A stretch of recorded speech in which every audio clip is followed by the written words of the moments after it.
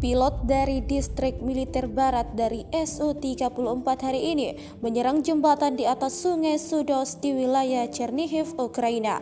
Rekamannya ramai beredar di media sosial Telegram pada Senin 10 April 2023. Fasilitas infrastruktur di wilayah musuh dihantam, diduga karena digunakan oleh sekelompok sabotase dan pengintaian dari Departemen Intelijen Utama Angkatan Bersenjata Ukraina untuk maju ke wilayah Rusia dan menyerang penduduk wilayah Bryansk.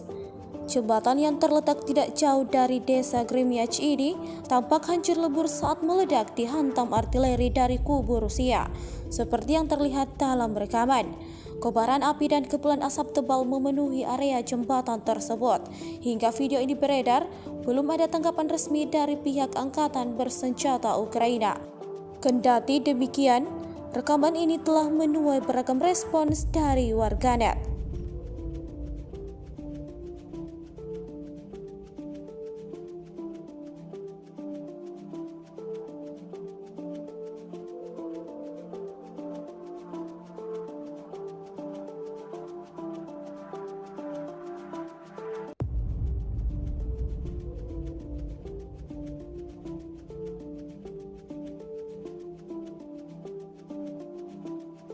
Terima kasih sudah nonton.